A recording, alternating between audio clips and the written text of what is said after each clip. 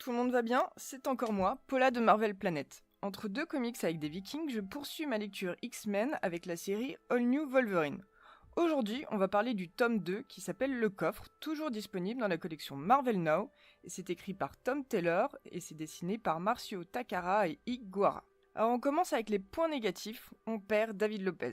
Déjà, ça me fait mal à mon petit cœur, sachez-le. Ensuite, on a quand même deux issues qui sont un peu là pour remplir, à savoir celle avec Squirrel Girl, Des os pas des os, Aurélien oui c'est pour toi, et celle avec Fin Fang Foom.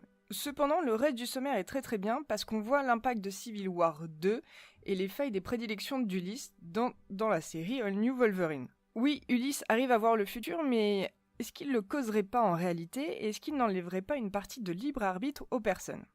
Mais surtout, on voit enfin la première réunion entre Hal Logan, Laura et Gabi, ce qui était quand même un peu attendu et espéré depuis qu'il y a 3 Wolverine clones, enfin bref, vous avez compris. Il devient très clair que Laura et Hal Logan ne feront jamais une nouvelle famille, cependant, Laura prend de plus en plus à cœur son rôle de modèle et de grande sœur pour Gabi. C'est vraiment très cool parce que ça fait une très bonne évolution du personnage. Évidemment, on s'attache de plus en plus à Laura et à son côté humain qui était déjà un petit peu présent dans All New X-Men, la série avec Bendis.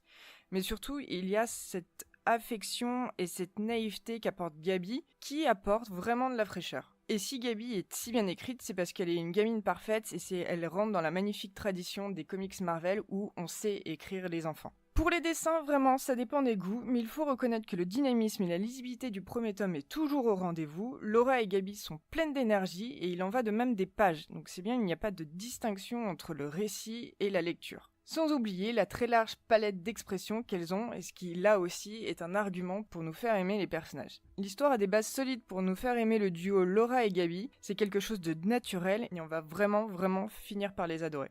Au final, ce tome 2, et même s'il se passe beaucoup d'actions, même s'il se passe beaucoup de choses, même si on voit enfin Hal Logan, ce qui compte vraiment, c'est cette relation entre Laura et Gabi, et comment elle fonctionne, et comment elle est très bien amenée par Tom Taylor, comment ce n'est jamais forcé, et pourquoi, en fait, c'était le twist qu'il fallait à Laura pour qu'elle continue son évolution vers quelqu'un de bien, parce qu'elle l'a toujours été, mais elle n'avait jamais eu vraiment confiance en elle et qu'elle se voyait toujours comme un instrument de guerre et de destruction. C'est tout pour moi, j'espère que vous avez aimé cette review. Si c'est le cas, vous savez ce qu'il vous reste à faire. Et si vous voulez me recommander des lectures, sachez que les commentaires sont ouverts et je serai toujours très curieuse de savoir ce que vous pouviez me recommander. Salut tout le monde!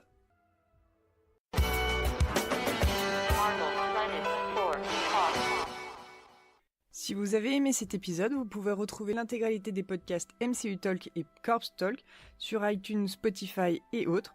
N'hésitez pas à nous dire ce que vous en avez pensé grâce aux étoiles et aux commentaires. Et bien évidemment, vous pouvez nous retrouver sur Twitter à @MarvelPlanet. À bientôt!